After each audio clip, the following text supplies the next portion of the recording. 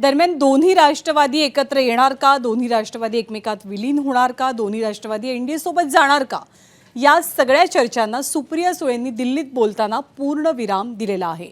खरं तर राष्ट्रवादीचे प्रदेशाध्यक्ष सुनील तटकरे यांनी सुरुवातीला विलीनीकरणाच्या चर्चांसंदर्भात जी विधानं केली होती त्यापासून युटर्न घेत अजित पवार हयात असताना विलीनीकरणाच्या चर्चा झाल्याचं मान्यही केलं आणि यावर आज सुप्रिया सुळेंनी प्रतिक्रिया दिली आहे.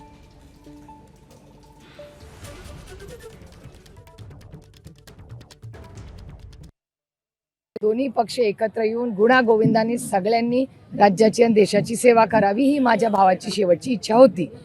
पण अर्थातच त्या राष्ट्रवादी म्हणजे माझ्या भावाची इच्छा पूर्ण करायची तयारी माझी दादा असतानाही होती आणि दादा गेल्यावरही होती. पण आता तशी काही भावना त्या बाजूने येत नाही आहे. त्याच्यामुळे माझ्या मनात आणि आमच्या संघटनेत त्या विषयाला आम्ही पूर्ण विराम दिला.